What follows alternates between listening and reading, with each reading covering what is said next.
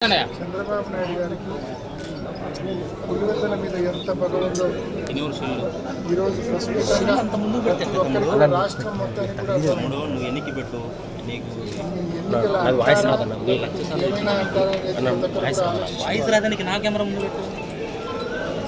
పులివెందుల మండలము కేవలం 10,000 ఓట్లున్న ఒక చిన్న మండలం. 15 బూతులు ఉంటాయి. ఈ 15 పోలింగ్ బూతుల దగ్గర ఒక్కొక్క పోలింగ్ బూత్ దగ్గర పోలింగ్ బూత్ దగ్గర 600-700 మంది, దాదాపు 8 నుంచి 9,000 మంది బయట నియోజకవర్గాలు బయట జిల్లాల నుంచి టీడీపీ కార్యకర్తలను తీసుకొచ్చి పోలీసుల పూర్ణమైన సహాయ సహకారాలతో వాళ్ళను పోలింగ్ స్టేషన్స్ ముందే పెట్టారు. ఆ జనం మొత్తాన్ని ఎవరైనా వైసీపీ తరపున ఏజెంట్ కూర్చుంటామని వస్తే వాళ్ళ ఏజెంట్ ఫారాలు లాక్కోవడం, చించేయడం, కొట్టడం, పంపడం. ఎవరైనా ఓట్ వేయడానికి వస్తే వాళ్ళ స్లిప్పులు హార్డ్ కోర్ టీడీపీ వాడైతే ఓట్ వేయడానికి పంపిస్తూ ఉన్నారు. వైసీపీ ఓటర్ అయితే వెంటనే స్లిప్పులు లాక్కోవడం, వాళ్ళ దగ్గర ఉన్న మనుషులతో పోయి దొంగోటు వేయడం. ఇంత ఘోరంగా ఎన్నికలు జరిగిన దాఖలాలు గతంలో ఎప్పుడూ లేవు. జనరల్గా ఒక గ్రామంలో ఉన్న వైసీపీ ఆ గ్రామంలో ఉన్న టీడీపీతో తలపడడం మనం ఎప్పుడు చూస్తూ ఉంటాం. ఒక గ్రామంలో ఉన్న వైసీపీ ఒక గ్రామంలో ఉన్న టీడీపీతో తలపడటం సహజంగా మనం చూస్తూ ఉంటాం.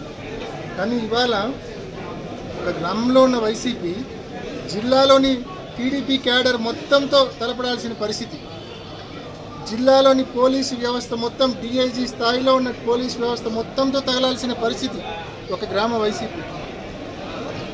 ఈ మాదిరి పోలీసులు బయట నియోజకవర్గాలు జిల్లాల నుంచి వచ్చిన తెలుగుదేశం పార్టీ కార్యకర్తలు కలిసి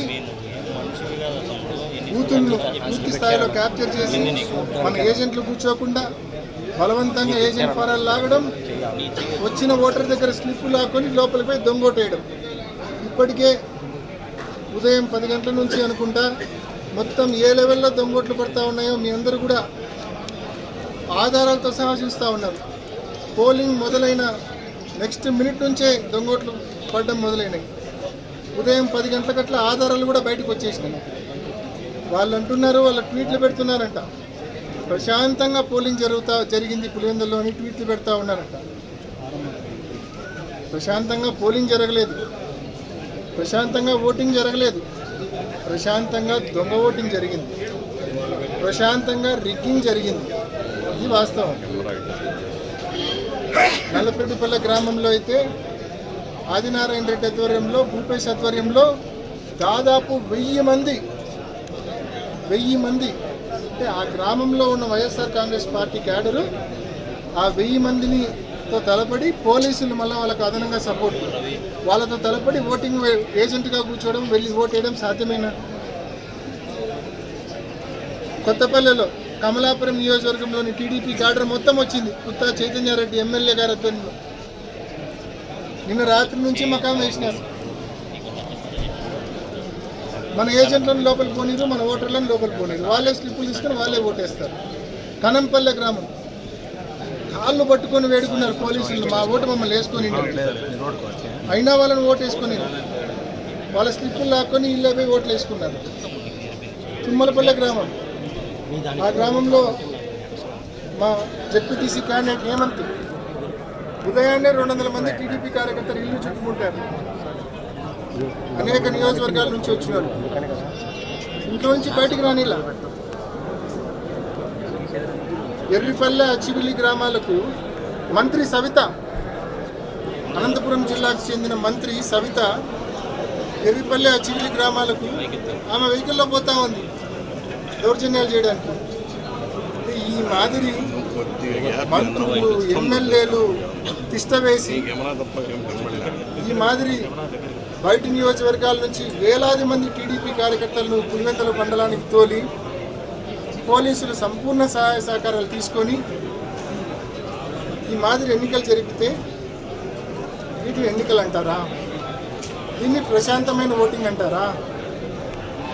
ఇంత పెద్ద ఎత్తున దొంగోట్లు వేసుకొని ప్రశాంతమైన ఓటింగ్ అంటారా? డిఐజీ స్థాయి అధికారి ఇక్కడ ఉండడం నిజంగా అవసరమా చెప్పండి మీరు? వాస్తవానికి ఒక సిఐ స్థాయి అధికారి చిన్న మండలం ఎలక్షన్ చేసేయచ్చు. కానీ డిఐజీ స్థాయి అధికారి ఎందుకు వచ్చాడు ఇక్కడికి? ఒక అజెండాతో వచ్చినాడు. ఒక డిఐజీ, ఎస్పీ, డిఎస్పీ వీళ్ళందరికీ ఉన్న కామన్ అజెండా ఏంటి? తెలుగుదేశం పార్టీకి సంబంధించిన మొత్తం క్యాడర్, జిల్లా క్యాడర్ మొత్తాన్ని పోలింగ్ బూతుల ముందు నిలబెట్టడం, సంపూర్ణ సహాయ సహకారాలతో వైసీపీ క్యాడర్ను నిలవరించడం. డిఐజీ, ఎస్పీ, డిఎస్పీ మొత్తం పోలీస్ బందోబస్తు చేసిన పని అదే. పోలీసులు కరడుగట్టిన టీడీపీ కార్యకర్తల కంటే కూడా ఘోరంగా ప్రవర్తించారు. ఇంత ఘోరమైన పరిస్థితుల్లో ఇవాళ ఎన్నికలు జరగడం జరిగింది. దొంగ ఓట్లు రిగ్గింగ్ చేయడం జరిగింది. మరి ఈ సందర్భంగా ఎన్నికల కమిషన్ అడుగుతా ఉన్నాం, ఇప్పటికైనా మొద్దు నిద్ర లేవండి, ఎన్నికలను బర్తరఫ్ చేయండి, రీపోల్ బైపోల్ కండక్ట్ చేయండి. కేంద్ర బలగాలతో, మీ పోలీసులతో, ఈ రాష్ట్ర పోలీసులతో మళ్ళీ ఎన్నికలు కండక్ట్ చేస్తే అవి సజావుగా జరగవన్న నమ్మకం ప్రతి ఒక్కరిలో ఉంది. కేంద్ర బలగాలతో ఎన్నికలు జరపండి. నేను మీడియాను కూడా మనవి చేస్తూ ఉన్నా, పులివెందుల మండలంలోని గ్రామాలకు వెళ్ళండి. మీరు ఇవ్వాలంటే మీరు వెళ్ళినా కూడా మీ కెమెరాలు, మీ ఫోన్లు కూడా పాల్గొట్టారు. రేపైనా వెళ్ళండి. పులివెందుల మండలంలోని ఈ 6 పంచాయతీలకు 15 బూతుల వద్దకు మీరు వెళ్ళండి. ప్రజలను అడగండి, ఎన్నికలు ఎలా జరిగాయని ప్రజలను అడగండి. మీరు ఓటు వేశారా అని అడగండి. ఓటు వేయకపోతే ఎందుకు ఓటు వేయలేదు, ఏ పరిస్థితుల్లో ఓటు వేయలేదని అడగండి. మీరే ఫీడ్బ్యాక్ రాష్ట్రం మొత్తానికి తెలియజేయమని మీడియాను కూడా నేను కోరుతా ఉన్నాను. ఎల్లో మీడియాని కాదులేండి, మిగతా మీడియా. ఎల్లో మీడియాని కోరినా కూడా ఆల్రెడీ వాళ్ళు చూపిస్తూ ఉన్నారంట. 30 ఏళ్ళ తర్వాత స్వాతంత్రం అని, స్వేచ్ఛని ఎన్నెన్నో చూపిస్తారంట వాళ్ళు. నిజంగా ప్రజాస్వామ్యాన్ని అత్యంత ఘోరంగా కూలీ చేసింది కూటమి ప్రభుత్వం, టీడీపీ ప్రభుత్వం. సో ఇటువంటి పరిస్థితుల్లో జరిగిన ఎన్నికలను ఏమాత్రం ప్రామాణికంగా తీసుకోవాల్సిన అవసరం లేదు. తప్పకుండా వీటిపైన న్యాయ పోరాటం చేస్తాం. రేపటి నుంచే ఆనరబుల్ హైకోర్టును ఆశ్రయిస్తాం, న్యాయ పోరాటం చేస్తాం. మళ్ళీ repoll or bypoll with central forces వచ్చే దిశగా వైఎస్ఆర్ కాంగ్రెస్ పార్టీ తప్పకుండా పనిచేస్తుంది, కృషి చేస్తుందని చెప్పి తెలియజేస్తా ఉన్నాం. మరీ ముఖ్యంగా ఇవాళ ఉదయం 5:30, 6 నుంచి మా కార్యకర్తలపైన ఎన్నో దాడులు జరిగినాయి. మా ఏజెంట్లపైన, మా పోలింగ్ ఏజెంట్లపైన అనేక దాడులు జరిగినాయి. పులివెందుల మండల ఓటర్లపైన దాడులు జరిగినాయి. వాళ్ళందరికీ తెలియజేస్తా ఉన్నా, ఎవ్వరూ అధైర్యపడకండి, మీకు తోడుగా తప్పకుండా మేమంతా ఉంటామని గట్టిగా మీ అందరికీ తెలియజేస్తాం.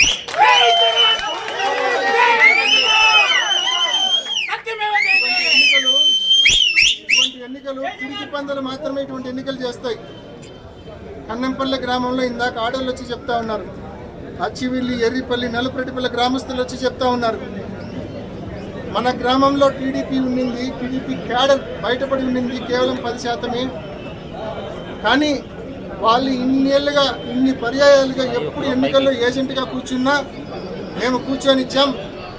మేము అనుకుంటే మాకు బయట గ్రామం, బయట మండలం కూడా అవసరంలే, మేమే బయటికి పారేసేవాళ్ళము. కానీ మేమెప్పుడు తెలుగుదేశం పార్టీ వాళ్ళు ఏజెంట్లుగా కూర్చుంటే మేము కూర్చొనిచ్చాము. కారణం మన బలం పైన మనకు నమ్మకం ఉంది కాబట్టి మేము ఏజెంట్గా కూర్చోబెట్టాం తెలుగుదేశం పార్టీ వాళ్ళు ఇన్నేళ్లుగా.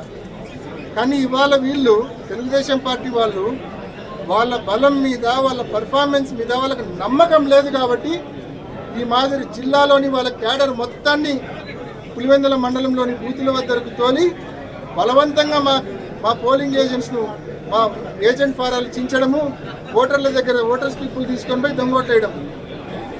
నమ్మకం లేదు కాబట్టి ఇటువంటి బలహీనమైన చర్యలు, ఇటువంటి పిరికి పందులు చేసే చర్యలు ఇవాళ తెలుగుదేశం పార్టీ చేసింది.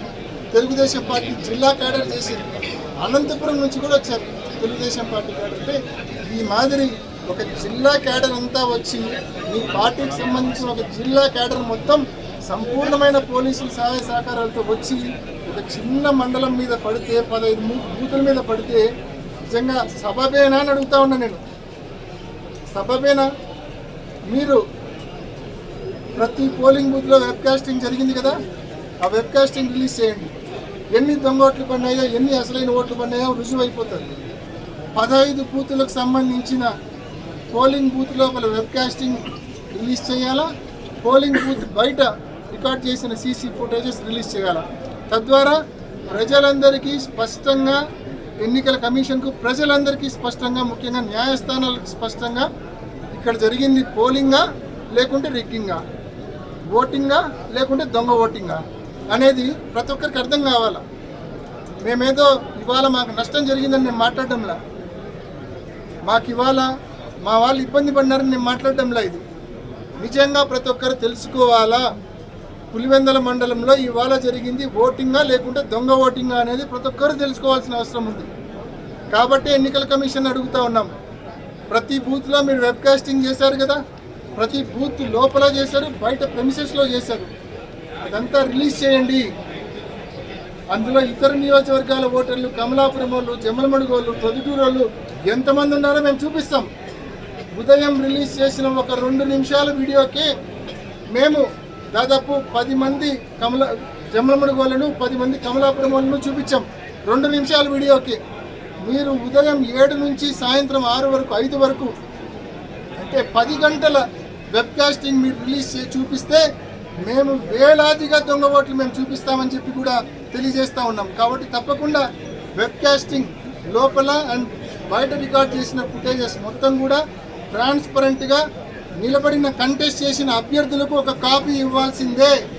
వైఎస్ఆర్ కాంగ్రెస్ పార్టీ అభ్యర్థి హేమంత్ రెడ్డికి ఒక కాపీ ఇస్తే ఆ కాపీని మేము తీసుకొని ఎన్ని దొంగ ఓట్లు పడినాయో పక్కాగా మేము విత్ ఫేస్ ఐడెంటిటీ నిర్ధారణ చేసి చూపిస్తాం. అంటే ఏ స్థాయిలో ఈ రిగ్గింగ్ జరిగింది, ఏ స్థాయిలో దొంగ ఓట్లు పడ్డాయి అనేది మేము రుజువు చూపిస్తాం. మరి ఈ సవాల్కు ఎన్నికల కమిషన్ స్వీకరించి తప్పకుండా ప్రతి అభ్యర్థికి CC footage and web casting footage స్పష్టంగా 10 గంటల పాటు ఉండేది రిలీజ్ చేయవలసిన అవసరం ఉంది, చెయ్యాలని చెప్పి గట్టిగా డిమాండ్ చేస్తూ ఉన్నాం, కోరుతూ ఉన్నాం. అదేవిధంగా ఈ ఎన్నికను ఇటువంటి చెత్త ఎన్నికలు, ప్రజాస్వామ్యం కూని చేసే ఎన్నికలు, ఇటువంటి ఎన్నికలు బహుశా ఏ రాష్ట్రంలో ఎప్పుడూ జరిగి ఉండవు.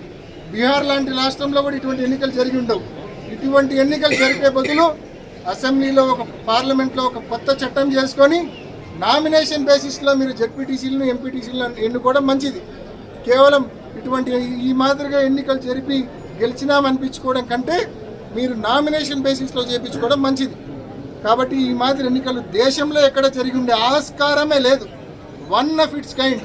నేను మీ అందరినీ మరోసారి మనవి చేస్తాను, రేపటి నుంచి మీరు 6 పంచాయతీలకు వెళ్ళి నిజంగా ప్రతి ఒక్కరిని అడగండి, నిజంగా ఎన్నికలు ఎలా జరిగాయి, మీరు ఓటు వేసారా లేదా, వేయకుంటే ఎందుకు వేయలేదు, ఏ పరిస్థితుల్లో వేయలేదు అని ప్రతి ఒక్కరిని అడగండి. నేను చెప్పిన మాటల్లో నిజం ఉందా లేదా మీకే అర్థమవుతాయి గ్రామాల్లోకి పోతే. ఈ పిలుపు ప్రతి మీడియా ఛానల్కి ఇస్తా ఉన్నా, ఎక్సెప్ట్ ఎల్లో మీడియా ఛానల్. ప్రతి ఒక్కరు కూడా వెళ్ళండి, దయచేసి కనుక్కోండి ఏ మాదిరి ఎన్నికలు జరిగాయో.